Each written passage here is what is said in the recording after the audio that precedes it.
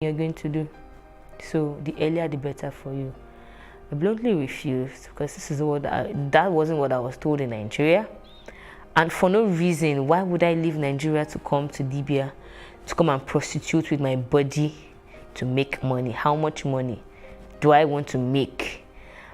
So I felt I was doing myself good by trying to be as open as possible. I was very plain and blunt, and then she just kept laughing. I was like, but yeah, nobody will tell you. So she said, okay.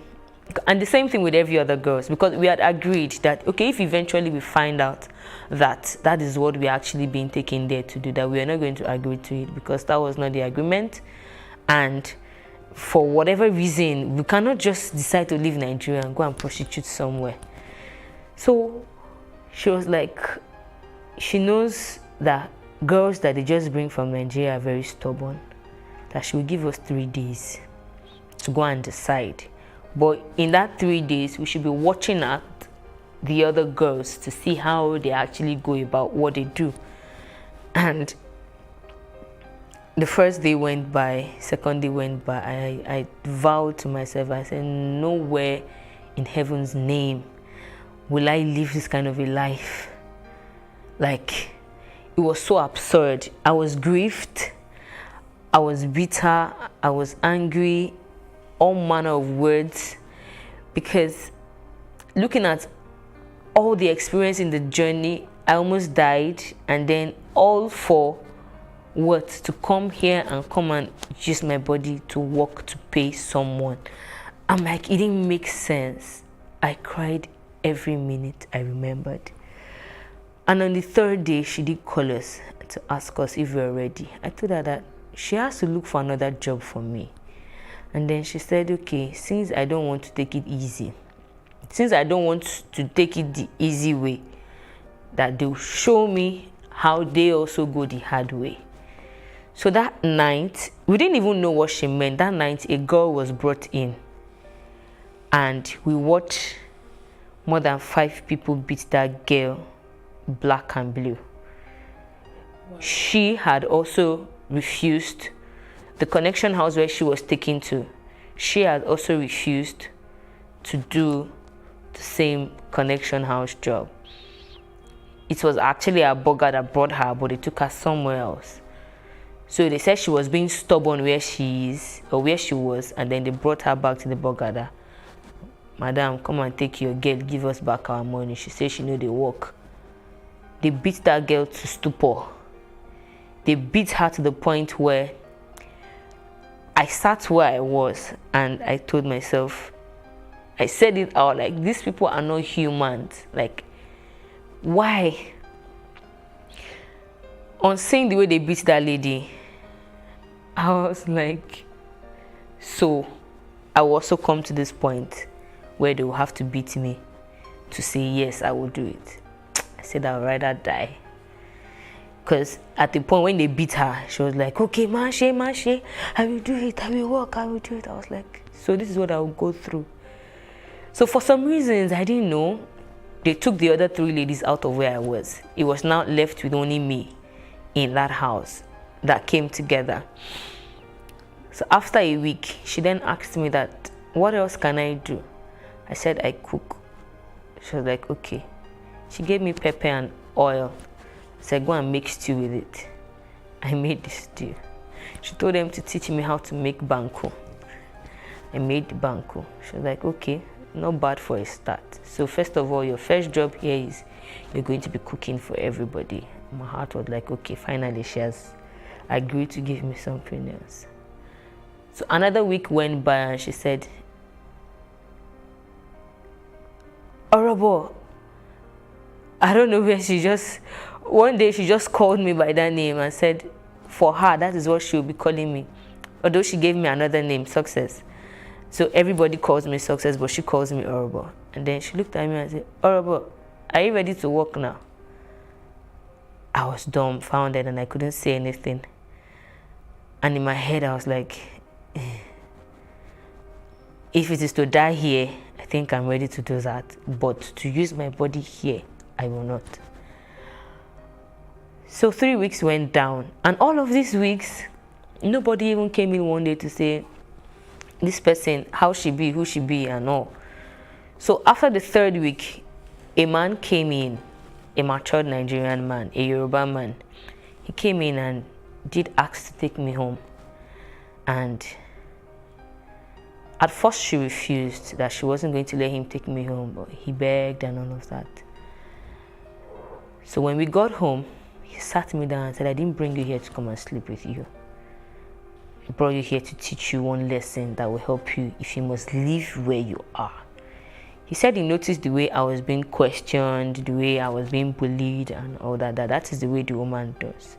And that I'm even still seeing the better side of her.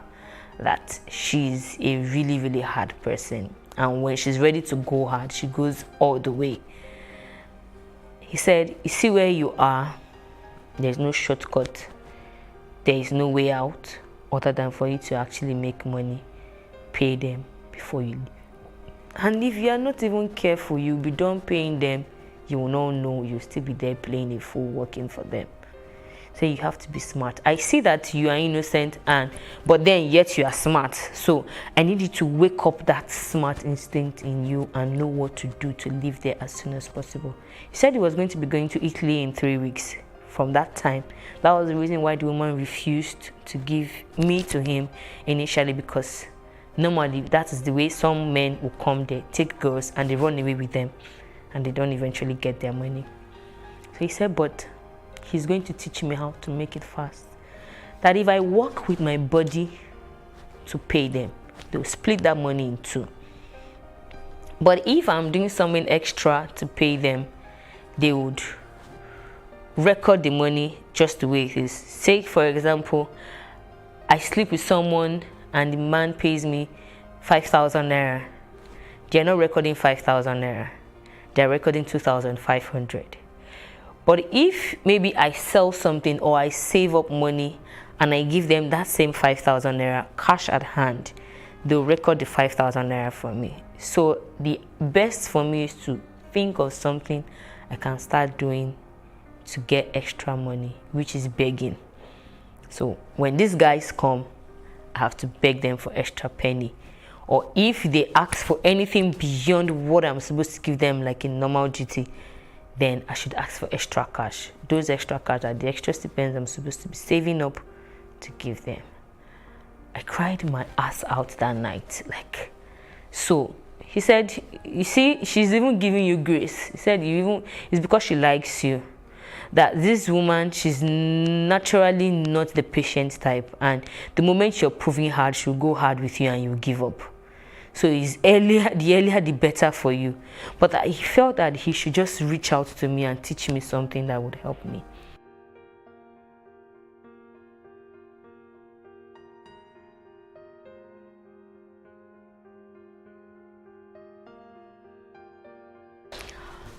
So I eventually spent 2 years and 9 months in Libya altogether. I spent a year and 8 months in the connection house, and that a year and 8 months was hell for me. So after 7 months, I tried reaching out. So at the point they released a phone for the girls in the house to call their customers, to know when they're coming, to know if you're having someone who is coming to come and sleep with you over, or someone who is going to come and take you out and all. So I begged one of the girls in charge one day to allow me buy airtime on the phone to call. So I did call my dad, and my dad was really bitter, and he said the only way he knows I can get out of that place is for me to find my way to the Nigerian embassy and tell them that I want to come back home. So I waited for 3 days to actually get that report, because he didn't know what to do at that point. He said, okay, can I call you back? So I said, I don't know, but I'll try and talk to the person in charge of this phone so that whenever you call, they give me the call to answer, which was what actually happened. And somehow, I don't know how they got to know, but they found out that I called the Nigerian embassy and they beat hell out of my life. They beat everybody in the house. Plus, at that time, my burger wasn't in Libya. At that time, she was in Nigeria. It was the husband that was at home then. The husband beat me. All the girls in the house beat me. So I wanted to run away. Oh, I'm trying to be smart and this and that. After all, they knew that from the very first day I came, the woman was calling me a virus because she knows that I'm kind of smart. I will try to play smart. So from that time, they locked me out from phone. They stopped allowing me go out. It was I can't start recounting experiences, day-to-day activities, how I felt. At some point, I would just practically pray that, God, please, when I sleep this night, don't allow me wake up in the morning. I slept very late and I'm always the first to wake up. So after a while, I started gaining confidence, like, no, even if I foolishly allowed myself into this, I should be able to still bring myself out of it. So I changed my attitude and started being very smart. I called up as much information as I could. I got to, I became very nice. I always learned lessons and, I was trying my possible best to see beyond the problem I was in and was already thinking of a way out. So I had a couple of guys who would just naturally like me and they would tell me, you see, when you're ready to leave this place. Some guys went as far as asking, okay, madam, how much is this girl's money? Let's pay. She would intentionally double the money and make them run away. So when she did that the first time, the second time, I just knew that, okay, so this woman is actually being wicked. But not to worry, I'm actually still going to live here. So when it was about 1 year and 5 months, I sat down one day and calculated how much I had paid, minus all the subtraction. If you do anything, she'll beat you and subtract your money. Maybe 50 dinars, maybe 100. If you quarrel with anybody, maybe 200 dinars. If you fight, maybe 500 dinars and all. So by the time I calculated and I saw that the money had gotten up to like 5,000 dinars, which was actually what that man told me. He said normally it's supposed to be 2,500 dinars, but burgers are always wicked. They want to collect even double of that. So sometimes you have to pay up to like 5,000 to 6,000 dinars before they will let you go. And some will still not let you go except you fight for your freedom. So when I calculated, and I had calculated about 7,000 dinars, I was like, okay, I think my time here is up. And then I started asking for freedom. She initially refused and said that I was not done paying her. So I said, okay. So in 2016, when she was going to come to Nigeria in September, she gave me freedom in August. That was 1 year and 8 months. She said, okay, that now I am free to work for my own money. But whatever money you're working, the same way they were splitting in two, it's just that this other half now, instead of them collecting it, they'll give it to you. Sometimes they may not even give it to you. They tell you to keep it with them. Maybe you want to send some money to Nigeria. So I said, okay, no, that I didn't want to keep it with them, that I actually wanted to live there. She said, I cannot live there until she comes back. I have to wait for her to come back to Libya because she had a new child and she wanted to come home. I said, okay. So throughout that month, that September, I kept having dreams that if I don't leave that place, I probably might not have my life again. The dream came like about 5 to 6 times, and then I just summoned courage to open up to the husband, to tell him that I think I'm very sick and I want to go take care of myself. This is about 1 year and 9 months now. From the day one up until now, I worked every day and slept nothing more than 3 to 4 hours that I needed to take care of myself. And he understood with me because several times in between, I had fallen sick, like so bad that at some point it took drips to like resuscitate me back and all. And the man also knew that I was very, very hardworking. Like at the point, he would always tell the wife, stop beating this girl. Like, you need to stop, even if you're beating every other person, but you see this one, stop beating her. And the next thing is, she will say, oh, okay, so now you're sleeping with my husband is fighting for you, this, that. I know you are hardworking, but you must be sleeping with my husband for him to be fighting me to stop beating you. And then she will intensify whatever thing she was doing. So, but I kept bearing them up. At that point, I made up my mind. So there's this Ghanaian guy who had already told me that whenever I'm ready, that he had an apartment he doesn't really stay in, that he goes to the village to work. Sometimes he doesn't come home 2-3 months, that he could give his space up for me to stay there, take care of myself. So when I did mention to him that I wanted to go and that I was sick, he did say, okay, that I should call the wife and tell her, which I did. And then she was like, so I cannot wait for her to come back. I told her that no, I can't wait, that I'm very, very sick and I needed to go take care of myself. She said, okay, I should hand over the account to the husband and I can leave, which I did. That was in October 2016. I did that in October 2016. In November, sorry, that was November 2016. I did that in November 2016. I had barely stayed a month in the new house where I was staying. I'd stayed a month and I was taking treatment, eating well and all that. And I heard she came back. She did actually call me to come and cook for her, but I refused going. And then on the 2nd of January in 2017, there was a massacre in the garage. The massacre was bloody. I think they were counting 300 bodies and they were still counting as at the time we got the news. The bombing and from where I was, it's not so far a distance, it's a bit far. We could hear the bombs, we could hear the gunshots. Part of the things we face like every day, you don't sleep, like gunshots. There are some bombs that you practically feel like the house is going to be uprooted from the ground. There was a day that we were running and a stray bullet passed by my side, brushed my leg. Like, I don't know how I escaped. I don't know how I escaped, but you know, it was just God that was just protecting me all through. And at that point in January, when that massacre happened, like 6 girls in that house actually died.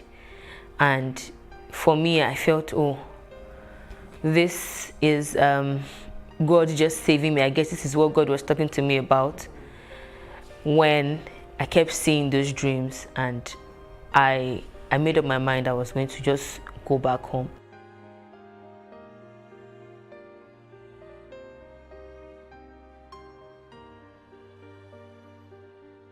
Um, 2 months out of there, I called a friend and told her that if there was a way she could help me find money, I needed to come back home. And she was the one that told me about the voluntary return, that I needed to find my way to the UN's office or whichever way and all that.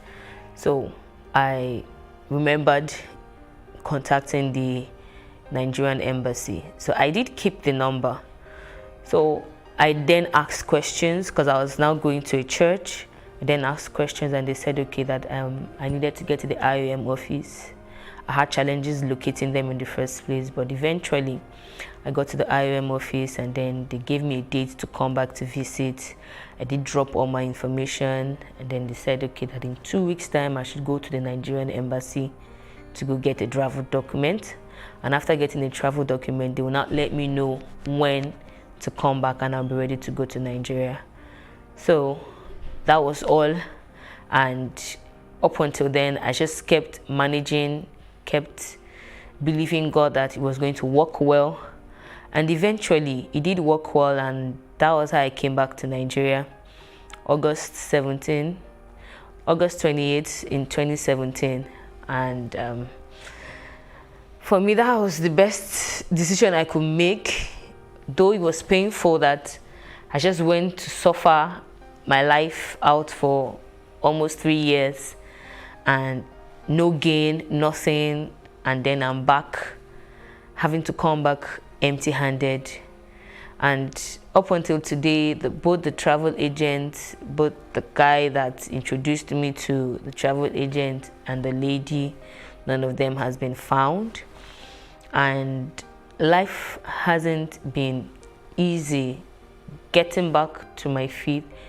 Like, I was in bad depression for like almost 2 years. It was really bad coming back to see that, okay, first of all, I have lost money, I have lost friends, I have lost business, and then having to resume my motherly duties almost immediately because children wouldn't hear, oh, I had a bad experience. And then having to reintegrate back into the community, it was really difficult. Like, it just took the grace of God, and it took my kind of strong personality to just keep resuscitating me, and I just kept believing that I'll definitely be who I really wanted to be. I didn't really need to think about the pain, but then the lesson can never be forgotten. The experience can never be forgotten. The trauma, the pain, and everything can never be forgotten. But then one thing can be done, which is moving ahead and making use of all the experiences. And then I did find answers to my quest as to why people did trafficking as a business. And I think that apart from poor economy, some people are just ignorant and they don't really care. They just can do anything just to make money.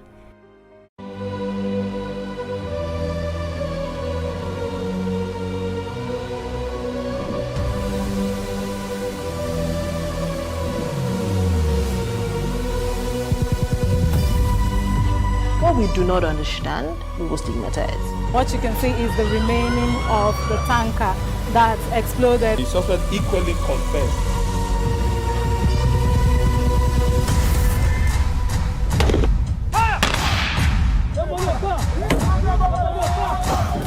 A 500 naira they collect them. If you no talk, then go beat you. Now 2,500 they pay.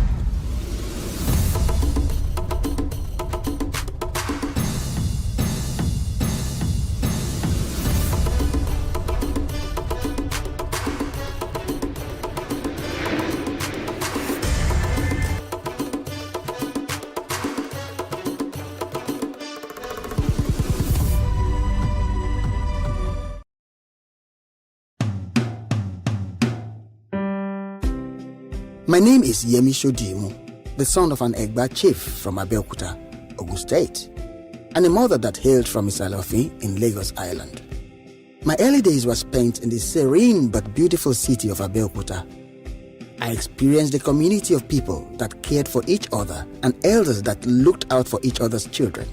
You could not misbehave outside and believe that could be done with impunity. Someone was there to reprimand you, which of course was a better option.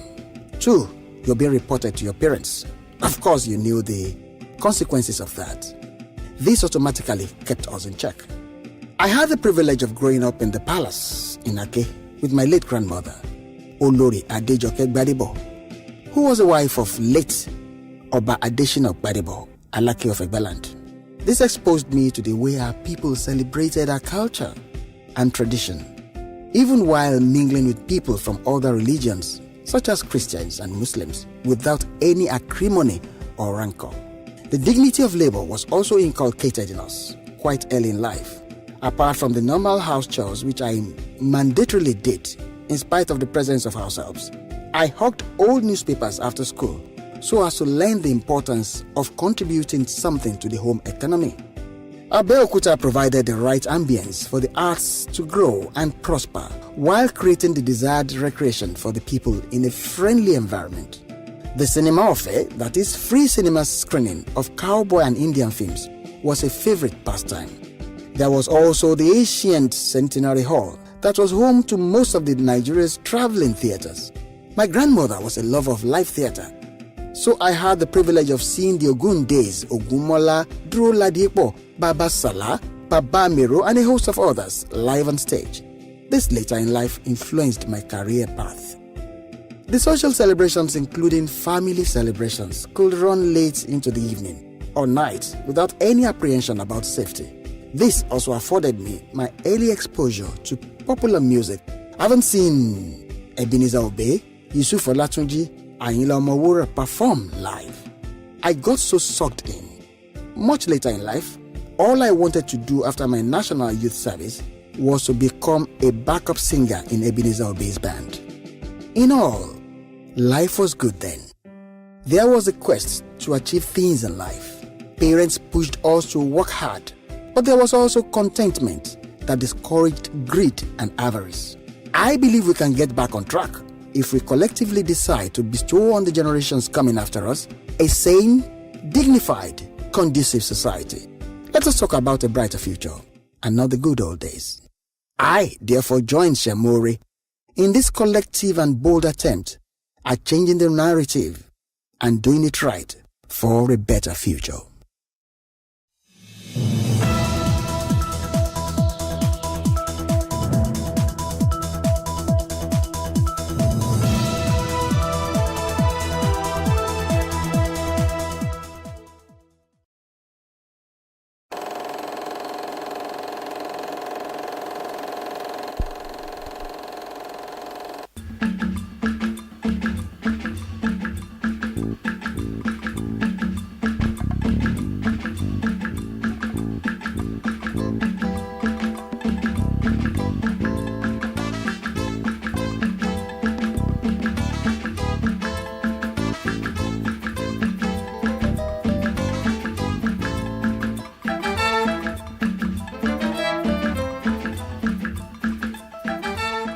Hello, you're welcome to this edition of Timeless Conversations. My guest today is a person, I don't want to say a young man. I believe when you say young man, you are just saying know your space too. But is a man I met about 15 years ago. It was a chance encounter. He's a very serious entrepreneur. He has a lot of energy, and if he loves anywhere, he loves the country. Nigeria. Alfred Okoro, you're welcome. Thank you, sir. Nice to see you. Yes, sir. You're looking all sharp, sharp, sharp. Well, welcome. I asked you to come on this conversation set because whenever we sit down to talk, the passion I see in you about development, about Nigeria, about getting things right, I feel should be shared with more people than just in our small talk session. So let's meet who Alfred Okoro is. Wow. Okay. That's a summary, right? Yeah.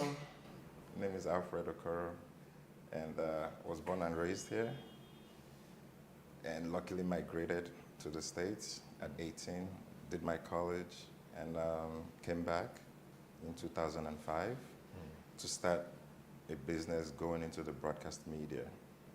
Fast forward to that, which is when we met, and moved back in 2016 when I got married. And since then, still have this itch that I can't scratch that is bringing me back. There's still that itch. The Yes. itch is called Nigeria. Yes. Why Nigeria? It's home. I don't know how else to explain it. To me, Nigeria is home, regardless of where you go. And I feel that when you consider a place home, everything else is temporary. So, being in diaspora is temporary. Your home is Nigeria, wherever you go. Okay, but as someone who has tasted both sides now and you're back in the States, yet you still want to come to Nigeria, don't people ask you, what do they do you? Every day, my mom does, my wife does, and my kids are not grown up enough to ask me, but I'm sure they will someday. But the fact remains that this country is filled with possibilities. It's just mismanaged. Mismanaged in what sense? No direction. And by no direction, I simply mean that the whole entity, I'm not sure we know what Nigeria is. I think it's just being called a name. Nigeria. We're divided, a nation divided. That's my perspective of it. And from that angle, I look at possibilities. There is nothing that is not here. Absolutely not. The Nigerians here seem frustrated. Everybody wants to leave. And the moment they cross these waters, they excel. Both Yoruba, Igbo, Hausa, South, everybody in Nigeria. We've been ranked the most successful ethnic group in the United States. Why is it that we excel there, but not at home? It can only lead to the direction. But what do you think can be done to fix that misdirection or lack of direction? What? Well, for me, just like when you speak with everybody, everybody identifies problem. It's easy to identify a problem. A little kid today can identify the problem with Nigeria. I just don't think we have gotten to the point where we're fed up to say, you know what, let us make this place a home. Let us call it a home, not just a place that we find ourselves in. You know, something that has been curious about you is that all the while that I've known you, I've never heard you say something like, let's go our separate ways. No, I do not believe that. I completely believe we are better together. The beauty of this country is the diversity. Can you throw more light on that? Absolutely. If you ask the normal person, the greatest country in the world, it's called the United States. Who's an American? There's the Indian, there's the Chinese, there's the Asian, there's the African, there's everybody. Our diversity makes us the better. I believe so. I will be one of those to tell you I do not believe this country was designed to succeed. But so what? This is the card we're dealt, and we have to play that card. But then, even if it was not designed to succeed, can't those who found themselves in there with the benefit of education and vision make it succeed? Well, education is not knowledge. I feel that we, so far, are individualistic. And that still comes to nobody has defined this entity called home. By we, do you mean all of us as Nigerians or particular ethnic groupings? Every single one of us. I do not believe we call this place home. And I say that because where in Nigeria would you say is world standard? Despite all the resources. You look at the South with all the oil there, it's like a dump, unfortunately polluted. You look at the North with the massive land up there. What are we producing out of it? You look at the Southwest with the waters. What are we doing with the marine technology? So for me, I always use the we so as not to isolate everybody else. And I strongly believe that the problem with Nigeria is psychological. I think what we just need is a psychological reorientation. We have the ability, we have the knowledge, we have the talent. We're just not being harnessed and directed properly.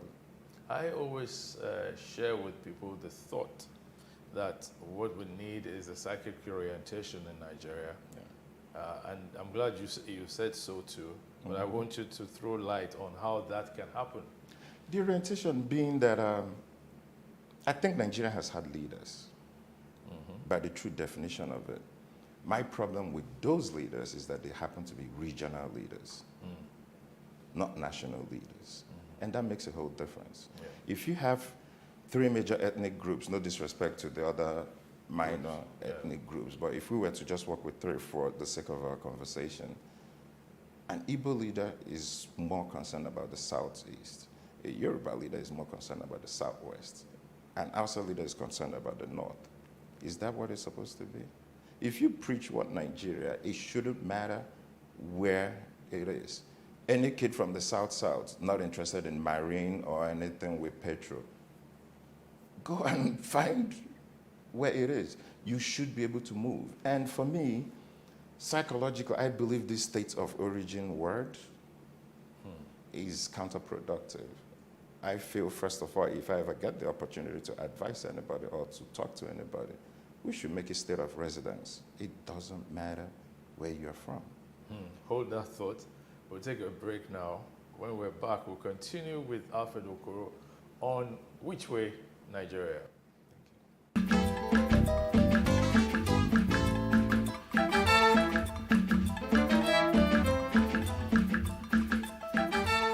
Welcome back to Timeless Conversations. Alfred Okoro is my guest. Now, Alfred, you were saying something about changing the state of origin to state of residence, right? Yes. But that brings something to my mind. There is the National Youth Service Corps. There's a compulsory 1-year service that every graduate of a higher institution must undertake. What do you think of it? The mindset behind it is great. The implementation, I believe, is flawed. Because what would you say that a corporate today gets out of that 1 year of service? What really is the objective? You have corporates that are posted to places where they don't have accommodation. You have coppers that are placed in places that have absolutely zero help from the system. You have people pay to be posted to a different place. I mean, it happens everywhere. I just believe the implementation of the system is flawed. And by the state of residence, I don't think that a Yoruba or an Igbo boy born in Kaduna, it doesn't make you less of an Igbo and a Yoruba boy, but you are from Kaduna. Why? I believe you protect where you call home, your organizational behavior. I was born and raised in Enugu State, but my parents are from Imo. Where do you think I actually know? Enugu now. But I can't do anything in Enugu State. I have to go to Imo State. Are you kidding? No, but isn't that the law? Is that the law now? Lagos is a little different because I understand that in Lagos, it doesn't matter, you've had senators or anything, but that's not practicable in any state outside of this. Legally, you can do something, but you are not from there, this indigenization concept. And I feel that makes people grow where they have no passion for. Let's look at that in law enforcement. You take a northern policeman, let's say a policeman from Kaduna, post him to Ogun State. His family is in Kaduna. He's the only one in Ogun State. There's a shooting somewhere, very violent shooting. What real interest does he have to interfere? What does he have to lose? Now, hold that thought. If his kids and his family are residents of that state and there's a problem, what do you think he would do? It doesn't matter his tribe. It doesn't matter his region. That's his home. So you can't post people where they have no affinity, no family association. And that's because of this indigenization concept, I believe. You have Igbo kids, I would say, grow up in the north. They don't call themselves northerners, but they're more northerners than Igbo. Where is their productivity coming from? For me, I simply believe that if we are able to do so, then you can see Igbos, you can see Yorubas that are in the north say, this is where I'm from. They participate locally, they participate nationally, but in that interest of their organizational behavior, not necessarily this geographical land called Southwest. But sometime in the past, in our history, we've had people who were not from particular ethnic groupings residing there and even running for public office and being voted for successfully. It's not illegal, but is it practicable? But what went wrong? It seems we don't trust ourselves. Possibly. Or we're suspicious of each other. Well, to me, on my own capacity, I believe that's that vacuum of leadership. Because based on my experience, when you say this vacuum of leadership, it's not that somebody is not occupying that seat. But when you have someone unqualified in a position that has nothing to offer, they feed on your fears. When you have an unqualified leader as the governor of a state, they will tell the locals that the foreigners are taking their jobs. Now, without those foreigners, would those jobs exist in the first place? What kind of jobs are we talking about? So it boils down to leadership at the end of the day. Regardless, I think every other issue we're identifying as symptoms of a problem. If you, I like using local examples. If you have a stream that is polluted, it's like water fountain falling down and it's polluted. Where do you start treating the water? From the top. You have to start from the top. Regardless of what you do on the bottom, the dirty water still comes down. We have to go all the way upstream. Is it going to be overnight? Absolutely not. But it has to be a buy-in from our stakeholders. Without that, I think we're just rubbing Band-Aid on the issues. Now, you see, I want to dwell a bit more on the role of the youth in nation building. Historically, those who emerged as leaders were young people at some point, some of them even getting elected to the House of Representatives or even the Senate at 23, 25 and all that. And we even had a head of state who who got married in office and he was in his early 30s. Today, the people in that age grouping seem to be so disillusioned that what we keep hearing most of the time is about them, some of them, not all of them, but the ones that are very popular are those who engage in internet fraud, popularly or called Yahoo Yahoo and all that, or who just want to get rich quickly. Do you think if the National Youth Service program were overhauled, there could be something in it for the youth to assist them in looking forward to a very good future of service? The question you hit on, the way I would tackle it is I look at things differently. One key thing is I try to look at things, it's easy to look at things from a first and second person perspective. But to push it a notch, also try to look at it from the third and the fourth person perspectives, where you don't see the people that would benefit from your actions. To me, I see the fraudster as a very intelligent person that is misdirected. It's not easy to scam people out of their money. Now imagine that same fraudster in a lab somewhere working on some research. It's misdirection. Yeah. The youth of this country, which I believe I'm still a part of, is lack of direction that bothers us. Now, I can blame us for not taking charge. I'm not saying we are lack of blame. But it translates from the fact that we've sold our souls to cash. In Igbo, there's a proverb, it might lose meaning in translation, which says, if you tell a kid what it takes to be successful, he would rather be poor. Say it first in Igbo. Okay, what it just means, if you tell a poor person what it takes to be successful, he will rather be poor. The problem with that is people look at success as money. That's a literal translation. But it's a proverb, which means it's not supposed to be a literal translation. Now, if you flip it, that word success could be anything. It could be being a great father. It could be being a mentor, being a teacher that graduates all your students of your class and make sure that they advance. It could be anything.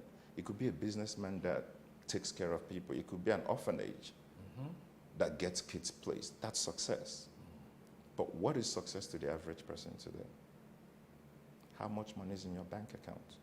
I'm not taking away the merits of economics, but the point is that we have translated success as cash. And if you translate it as cash and I don't have a job, I'm going to do whatever means necessary to get cash because that's what we've translated success to be. And at the end of the day, it boils down to direction, misdirection, I would say, lack of leadership. Growing up, the adage used to be, walk before you run. Technology makes it, you don't necessarily need to walk, you can run. Communication has been hastened, but are we really following? I don't think we are. Look at internet penetration in the country. I wouldn't say it's where it is currently. I believe investment in technology, absolutely. I don't think we are where we are technologically to be able to do anything else. But technology should play a role, and that's where the youths are involved. Mass communication is easy now. You can literally reach masses with a tweet. It matters. But also, it comes with its own problems. Fake news. Fake news. Fake news destroys more than bullets because it poisons minds. Yeah. So as much as I'm very pro-technology, I believe in technology that is checked also. That's where I am. Everything that has a positive also has a negative. But We have to be in the in-between. Still talking technology, you know, I know that, for instance, in our space, Yes. the media space, a lot has happened. You have more people who watch stuff online than like 10 years ago, Yes. or like even than 3 years ago. But you find that most people still need to subscribe to pay before they can use certain apps and all that. Is it just because it's here in Nigeria and the cost of data and all that? I wouldn't really say it's because it's Nigeria. I think it's an economic model. If I build a platform, it's all purely economics. I wouldn't fault someone if they make something free or if they make something to pay. I think if you make yours to pay, it creates me an opportunity to have one that is for free. So for me, I don't think that is our problem. I just don't think that our governments, I'm not specific to any Level. I'm not saying general, I actually prefer to call him general. I don't think his government is at fault in terms of technology penetration or anything like that. What I just think, we don't have a roadmap to be inclusive. What is our rural technology plan? You go to some places, there's no cell reception. But other countries now are making sure that everybody's online to be able to be reached for whatever reason it is. Where we're going with technology, honestly, I don't even think that's the first step. I think we just don't have a roadmap.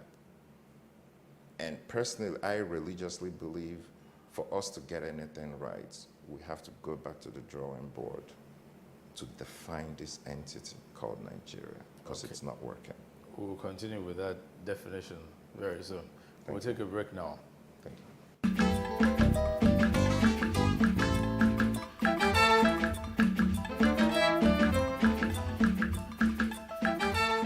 So welcome back to the program. Alfred is still my guest. Yes, Alfred. You said something about a roadmap. What kind of roadmap do you want to develop? For me, my objective is I would like to create a roadmap where an opportunity that will help us define this entity. For me, having met a lot of people in this country, having been to a lot of places in this country, and I've taken pride of going to about 34 states in this country by road. By road? Yes. And the beauty about that is you see how beautiful this country can be. My love for this country has no relationship with being north or south. I just look at it from a potential perspective. And it's sad when you see talent being wasted. I feel privileged on my own to have been able to be sent to the kind of school that I was sent to by my parents, to have the privilege to go to a different country. But how do we implement that back home? But that's your trip Yes. to 34 states Yes. by road. Give me like 2 takeaways. This country is beautiful. This country is what? It's beautiful. That's one. Yes. The potential of it, the potential is massive. But it also shows me that what unites us is way bigger than what divides us. That's deep. Our similarities are way more than our divisions. Our divisions are probably language, religion. Yeah. How does that stop us from integrating? But the unification possibilities that we have in this country are huge, Yeah. humongous. In about, say, 50 years, if that were possible, how would you forecast Nigeria would be? First of all, now I want to go back to walking before we run. Ah, okay. Okay? Because just like Wi-Fi technology, somewhere at the back, there is a cable. I don't think we can progress the way the system is set up. I do not believe so. Because if you look at a typical Nigerian, you see eyes filled with hopelessness. And that is a problem. If you bring a typical Nigerian that's probably not from what we'd call the middle class or the upper class and whatnot, what is their hope? What are they looking forward to? When you identify the word Nigeria to them, what does it mean? To me, it's hopelessness, and that is the drive. But how do we address this? We have to sell hope back. Sell hope back? Yes. How? By redefining Nigeria. I'm not saying it's up. Number one is, if it was easy, it would be a cakewalk. It would be a child's play. I'm not saying that what we desire to get, that what we desire to want to do is, it's not supposed to be easy. But I see a Nigeria where if a Yoruba boy is good in solar technology, we should ship him out to the northwest. No, northeast.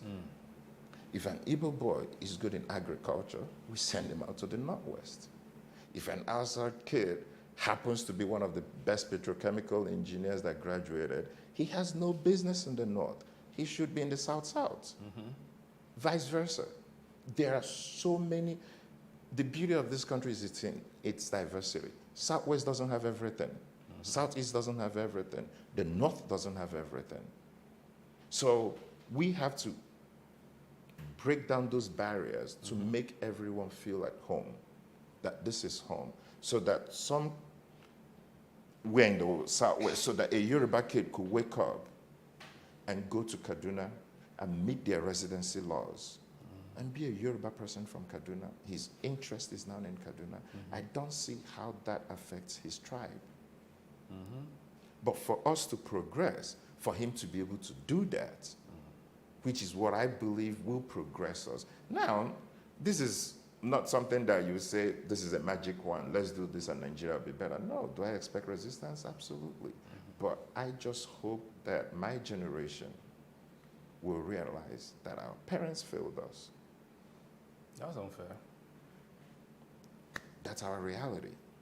But more challenging that we don't fail our kids. I want to challenge you. Please go ahead. Your generation cannot say that your parents' generation failed you, They're the leaders. but they gave you education. They sent What you kind to of school. education? They exposed you. I've met mass comm students that have never touched the camera. I've met computer engineers that have never had a laptop. I have met pharmacists that probably, no, I haven't met pharmacists, but I'm mostly in my technological space. But I have met graduates that only studied what the school offered them. They didn't have a practical side to it. Absolutely not. Yeah. I have met someone that desired to, one of my sisters desired to be a pharmacist, but the school she never got a school that offered her that. Actually, now it's automatic for me that if you tell me you studied something of biological sciences, I believe you wanted to be a doctor. That you just couldn't get medicine.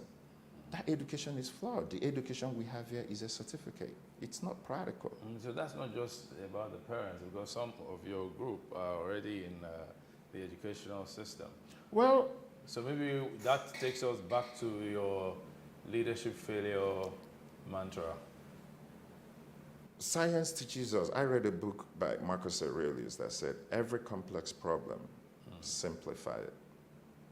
When I study Nigeria from my own lens, from my capabilities, which I want to believe is different from a whole lot of people, if I were to simplify it, it narrows down to leadership.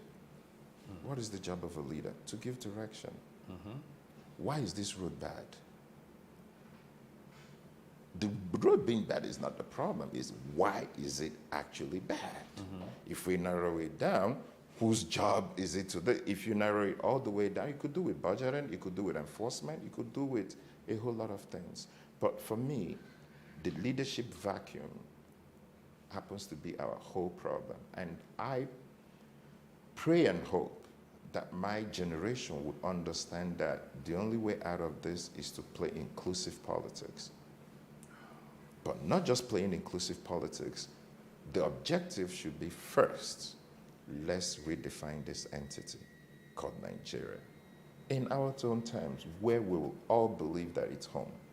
Okay, so inclusive politics. Let's talk politics a bit. Please. But I will relate it to something about development. Growing up, I know that sports was used as a tool Yes. to harness the boundless energies of youngsters. And there was something you could predict. Oh, this guy, send him to go and learn swimming. This one, train him in track and field and all that. And then, of course, football. How is our sports field like now, as a young person? We're a sports-loving nation, football-loving nation.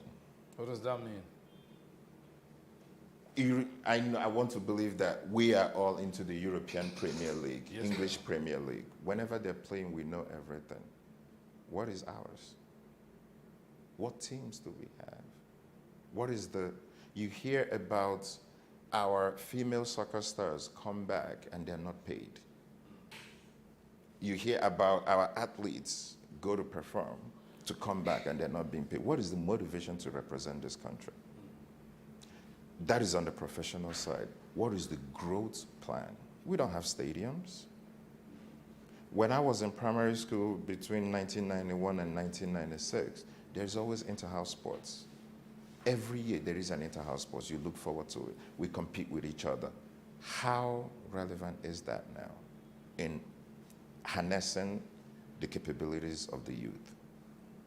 We're soccer-loving nations. How many mini soccer pitches would you say you have? I'm sure you travel, you go to the UK, which is also a soccer-loving nation. You drive within neighborhoods. How many soccer pitches would you see? It doesn't have to be massive, but you see people practicing. Growing up in the States, we're more basketball and American football. You see basketball rims in virtually every county. You don't need anybody else to just go and practice. I believe sports on its own, even the income it will generate for this government, for the system, but let's not even focus on the income. Let's focus on the human capacity development. But we're not doing anything about it. What are the ministries doing to say, let's find the future stars of tomorrow and harness them? You look at, unfortunately, because of COVID, nobody is really looking at Olympics 2021. But I remember in 1996 in the Olympics, you can identify more than 20 Nigerian names, born in Nigeria, not born abroad, born in Nigeria, that naturalized on different countries, just so that they will have the opportunity to participate. Why should that be the case? We are pushing away doctors. We're pushing away lawyers. We're pushing away professors. And in the same space, other people are coming in. Who are those people? Do they see this place more as a home than we do? I don't know. I don't have the answer. But I genuinely believe that running away isn't the solution. But I can share their pain. I can share the pain of a 21-year-old or a 22-year-old that's probably the oldest in their family with no job, with a supposed degree and no job. What is he or she supposed to do? The parent might be retired without a pension. Is someone being penalized? You see a government official or a pension commissioner or whatever loot the pension. I'm particular about the pension because that is the livelihood of families. What happens to him or her? What is this down effect of those? What is the downstream effect of ruining the pension system? That's the kind of thing that will lead me to ask you about the impact of discipline. That's personal and corporate discipline. In our society, everything seems to have fallen apart. You can relate it to, I honestly can't even say it's one thing. I genuinely believe we have sold our souls to the concept of cash. Cash is king. Whatever you have to do to make money. I have zero problem with economics. I have zero problem with the pursuit of your happiness. I actually religiously believe that.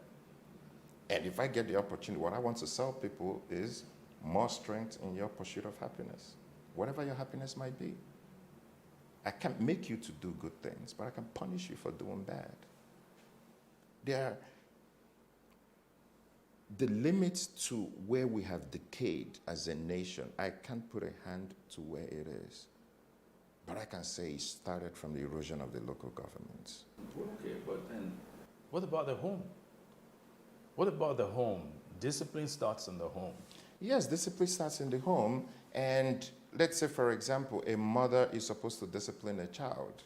Fair enough, in a child's upbringing. But for me to judge a parent, I have to know where you're coming from. In trying to know where they're coming from, Yes. you must also try to understand, what the basic thresholds are for us as a society.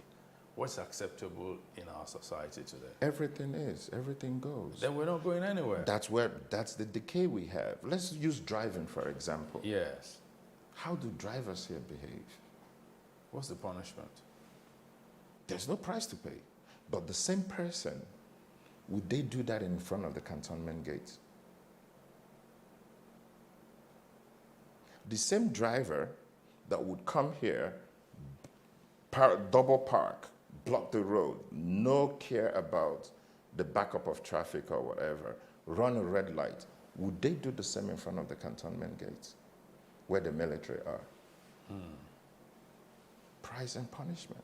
Well, so then it's There's no price to pay for anything goes in Nigeria today. I believe that even the individual should be able to say, this is beneath me, I'm not going to do it. But then you're taking away the concept of being human. As human beings, we will do whatever we'll get away with. If not, there wouldn't be laws. The law is there to enforce what we desire as a society. So now, imagine a young person, well, a person, let's not say is young or old, a person who wants to be involved in politics but who has no personal scruples and all that. What kind of politician is that going to be? That's a tough one. Yes, it is. Because it's intrinsic. My motivation didn't come from anybody. My motivation came when I realized that I mustn't be the king.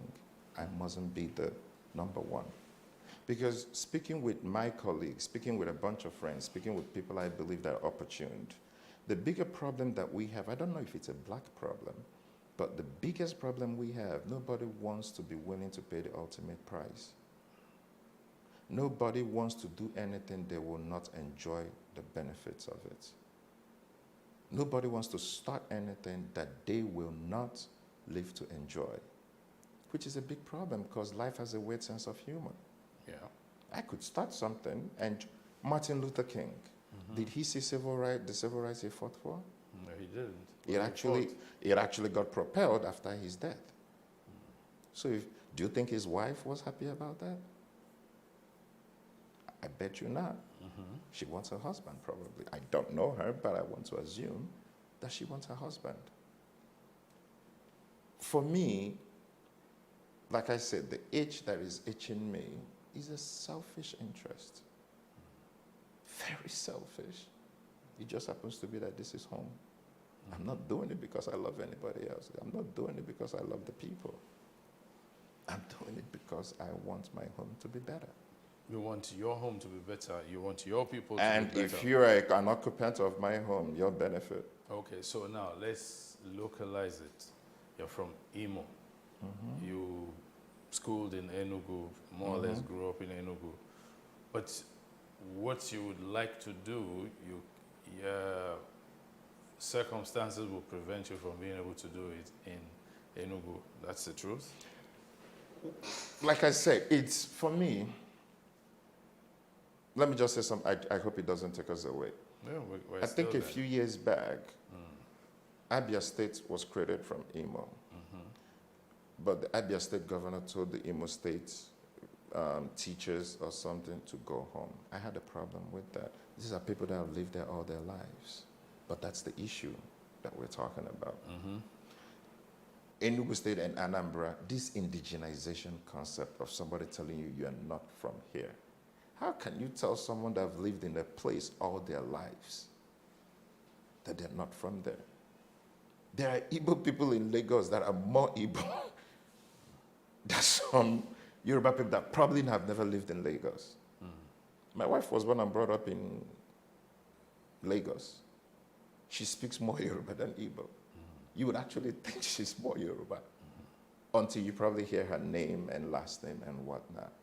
To me, my Nigeria, and I'm internalizing it because it might not be someone else's, and I believe there should be diversity of opinions. There should be diversity of minds. We should not all agree. In my Nigeria, she's a Lagosian. Yes, she is. Lagos is a little different. No, but she's a Lagosian. Okay. She is a Lagosian. And yeah, an Igbo person from Lagos. Yes. That's my Nigeria. That's who the she way I is. want to say it. Well, I'm not sure that's how it is applicable in the whole country, though. No, well, you said Lagos. That's how it is in Lagos. No, I can say Lagos that. is one and out you have of 30. experienced it. Yes. So, but what I'm saying is that if it happened that in Imo, no, not Imo now, in Enugu, where you grew up, Yes. right? You can't come out to run Yes. for, say, Senate. The local sentiment Yes. They say, is no, that he's you're not one of us. No. How do we prevent that?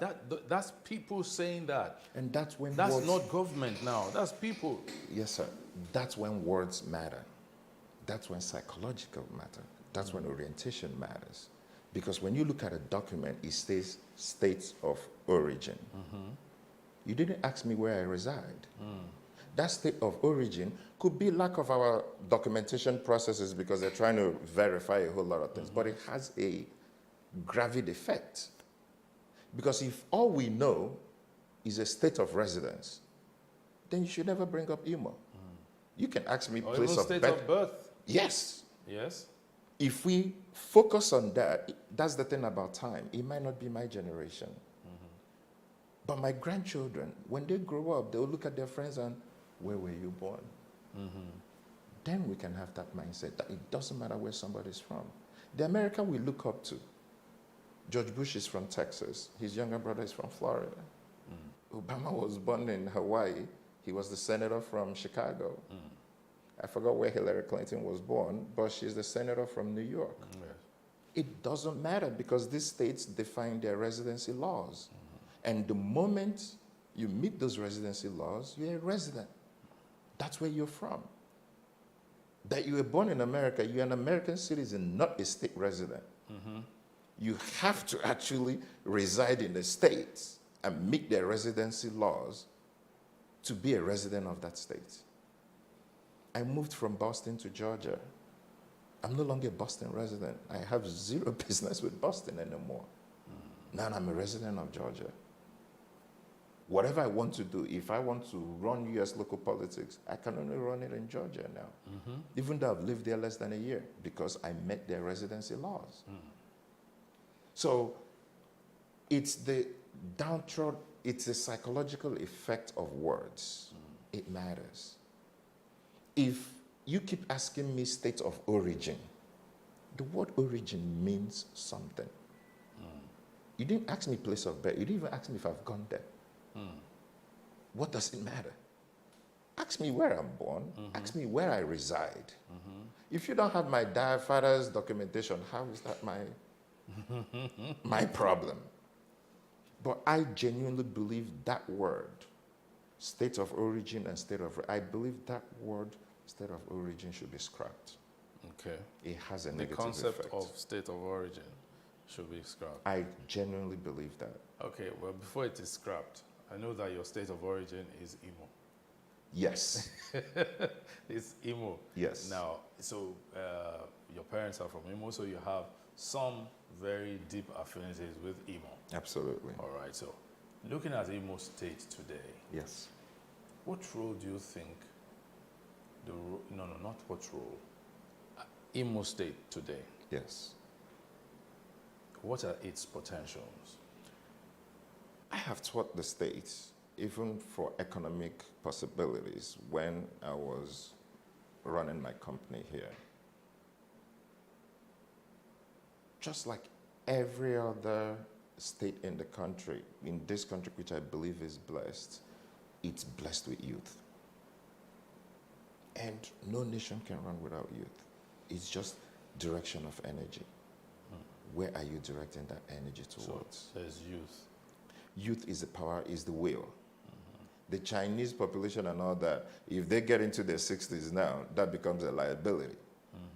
It's that youth from, I would say, for lack of a better word, 16 to maybe 45 or something, that productive youth. The state is blessed with youth. Abundance, natural resources and whatnot. They're just not being harnessed. Now, I don't want to say is this administration or that administration. As a collective, we don't have the kind of leadership we desire or we deserve. That's generally and then particularly in Imo State. Now, what do you think the youth can do in this particular case of Imo State? Well, if I isolate it, I think it's going to be rolled out and everything because it's the same. But if we trace back a little bit to the end SARS movement, what I got out of that movement is the power of organization. Now, I'm not talking about the end results or what started it, but the power when people come together. What I believe was wrong with it was the direction of the movement. Okay, how, strategy, bullet points, a figurehead. You can't run anything without a figurehead. But let it be a sample, a test sample of how things come up. What I love about what happened is the potential. When people come together, what can happen? And whatever can happen to Imo State can happen to Enugu, can happen to Ogun, Ondo, everywhere. Nigeria is blessed with youth. I'm not 100 on the numbers, but I think about 40 to 60% of the Nigerian population are youths. If we grade it from the 18 to 45 or something, are youths. Yeah. Productive youths. Yeah. Are we taking advantage of what is our unemployment population? It's skyrocketing now. So for me, I want to say it's unfortunate because you can't say I want to build road when someone is hungry. You can't say I want to do this, build hospital, when someone is not even eating. I think we have a microeconomic problem, and that we have leaderships that don't understand the importance of small-term wins. Okay. So what kind of small-term wins would you suggest in the case of Imo? A hypothetical. Yes, hypothetical, yes. A hypothetical, if I were to run Imo State, number one would be, how do I put food on the table of citizens? It could be a welfare. It could be, give me your documentation. We have NIN now, we have BVNs now, where I find out the people that are not, the population that are not working, maybe the first week, 2 weeks, mini handout just to be able to be sure that people have something to eat. You create a skill acquisition program whereby after 3 months for this to continue, you must go somewhere to get a skill. When you come out of that, I have to also be prepared to be able to offer you something. It could be a credit to start whatever it is you're good at. Yeah. But it is very hard to talk to a hungry person. And when people are hungry, you could, and I think that's why stomach infrastructure politics works. And I think that's why our politicians today take advantage of it. When people are hungry, they can do anything to eat. Short-term solution will be putting food on the table. Now, that's the end result. How we go about that. We don't have social programs. Who takes care of the disabled? If someone is genuinely disabled doesn't mean when you have, probably it could be psychological. It could be emotional, it could be a mental problem. You're disabled. Who takes care of those people? Are they not citizens? Yes, they are. What plans do we have for them? Is it when we see them roaming on the streets and then naked trying to eat out of the gutter that we think they have, we call this a mad person? No. It could be a psychological problem that probably just needs health care. Okay. Yes. We'll take another break now. We'll be back.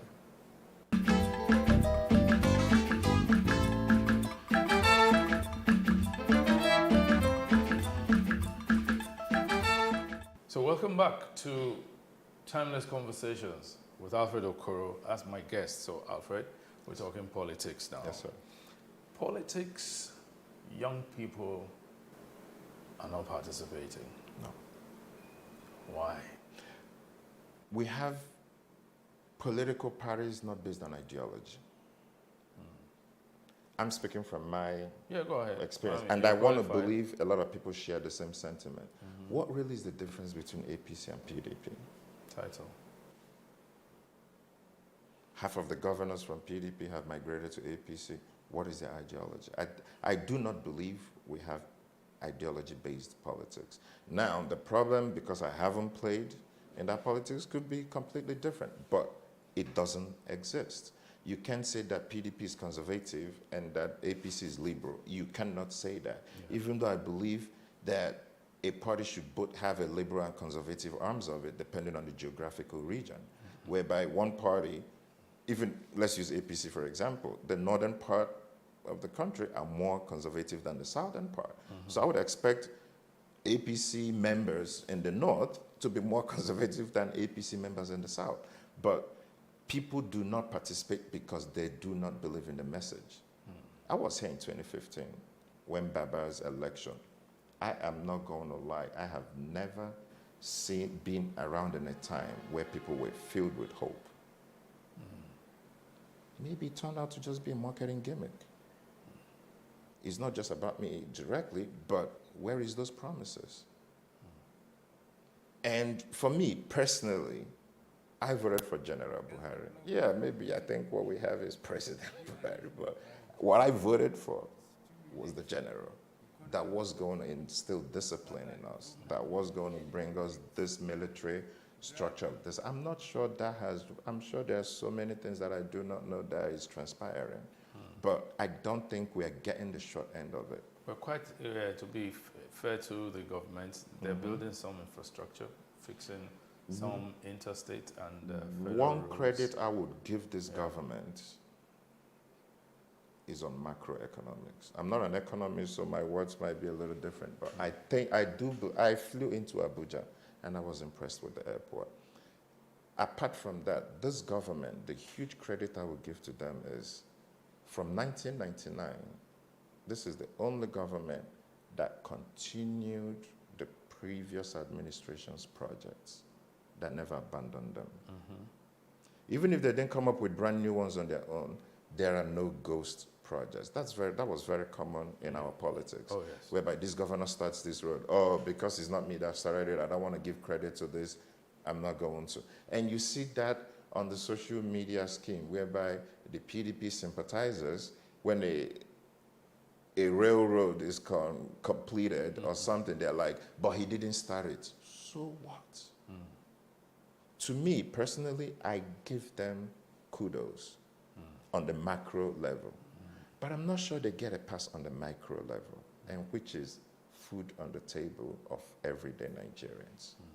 And I believe the general that people were clamoring for was the man of the people. I'm sure, like I said, it's not a criticism, but if we are to assess, I think on the micro level, I think we got the short end of the stick, if we were to look at it from that perspective. So let's flip back to the youth now. Yes.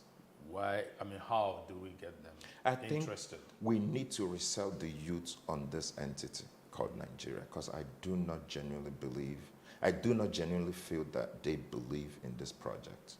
Well, you still fall within that category, youth. So how would you sell the entity Nigeria to your fellow compatriots?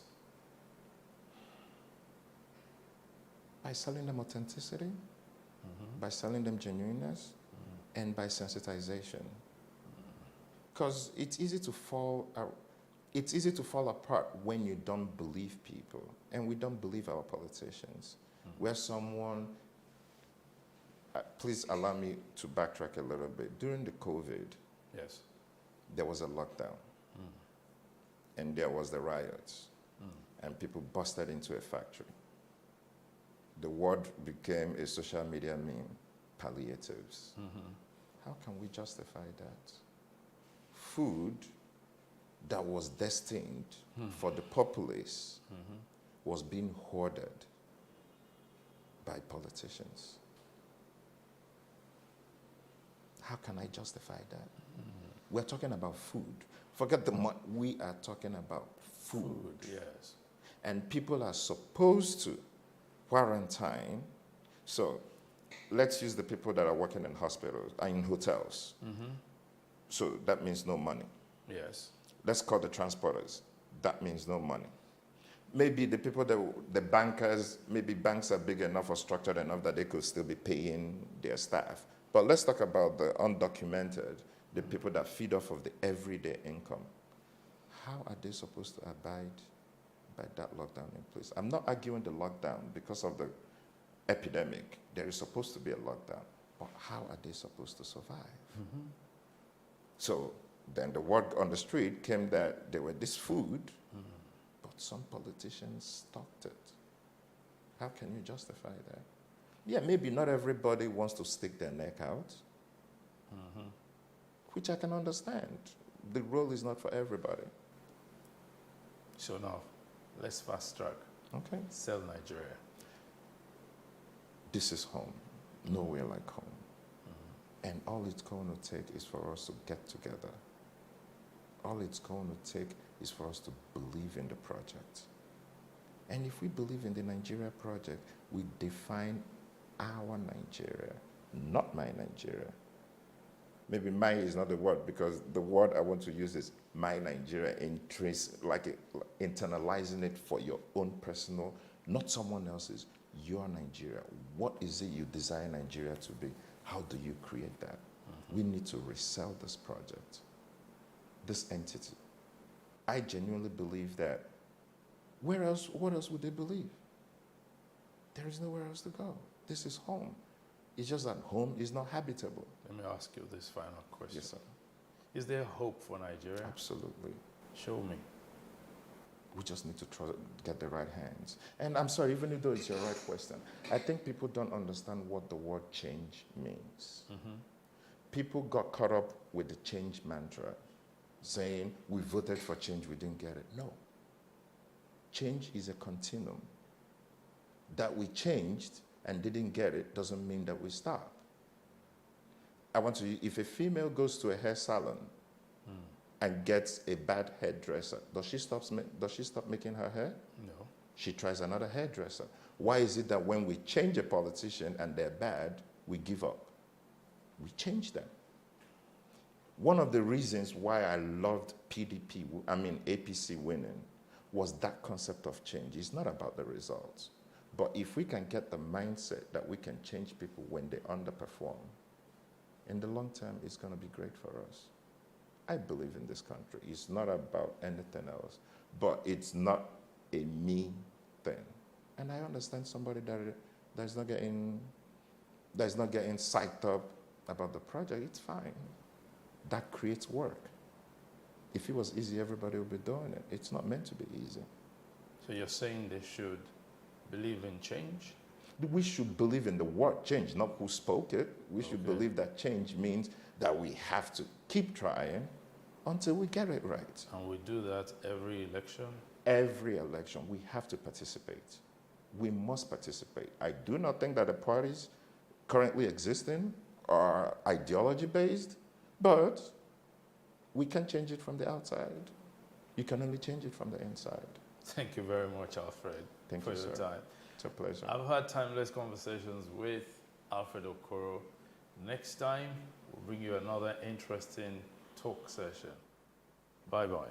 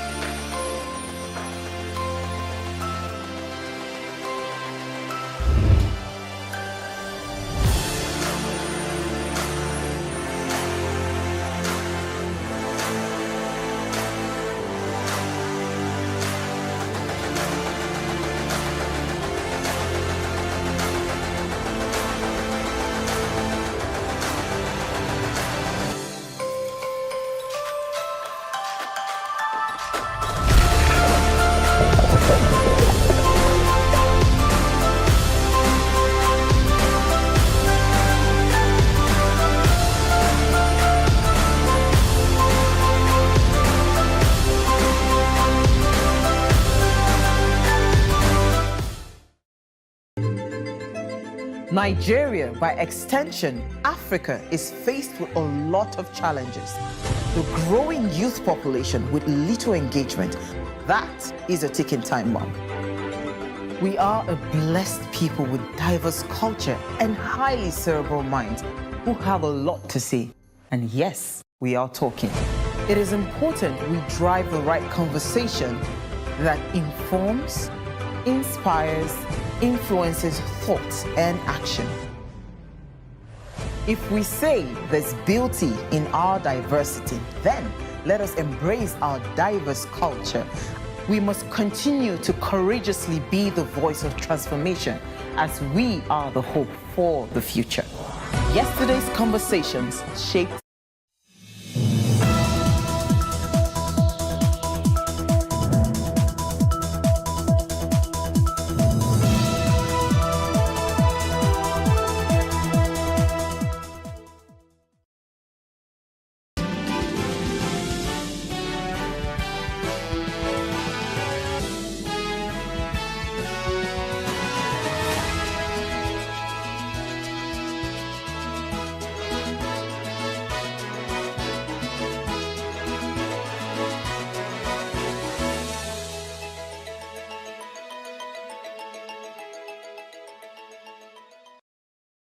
brief.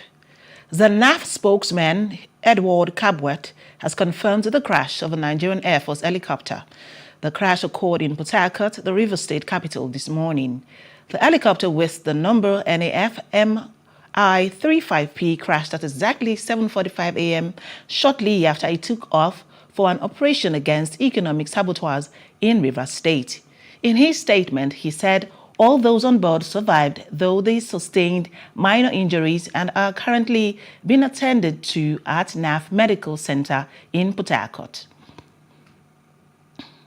The Independent National Electoral Commission says gunmen have attacked the residence of the resident electoral commissioner in Lokoja, Kogi State. The commission, in the communique made available to the media, said the attack happened at 3:30 a.m. today, Friday. It's noted that the armed men engaged security personnel in a gun battle for over 30 minutes until reinforcement arrived. The commission called for a thorough investigation and enhanced security protection for its personnel and assets in Kogi State. No fewer than 50 suspected bandits terrorizing communities across the Bali local government area of Taraba State in what is a breakthrough in the fight against banditry. While the feat was achieved on Tuesday in the northeast state, the spokesman of the Taraba State Police Command, Abdullahi Usman, said the bandits were killed by police operatives in collaboration with other security agencies. He said the coordinated operation followed an outcry by locals, which led to the ambush and killing of the bandits. According to him, there is a manhunt in the area to arrest the fleeing bandits. However, 12 locals were shot to death by the bandits before the arrival of the security personnel. The president of Kuteb Yatso of Nigeria, Emmanuel Ukwem, has called on Taraba State government and security agents to fish out the killers of more than 80 persons in an ambush in Takum local government of the state. Addressing a press conference in Jalingo, he raised concern over the occupation of Kuteb communities by bandits and called for urgent action to be taken. He said many communities have been taken over by mercenaries, including homes, churches, and school buildings. The KYN emphasized that the unrest in the region has led to a conducive environment for criminal activities such as banditry, kidnappings, robberies, and rape. Meanwhile, the police authority in the state says it has deployed its personnel to the area to maintain peace and order. 24th day of November 2023, over 12 of our people were mercilessly massacred by hired assassins, bandits in different locations in Kutebland, despite the heavy presence of security men all over Takum, Osa, and Anyang to special development area.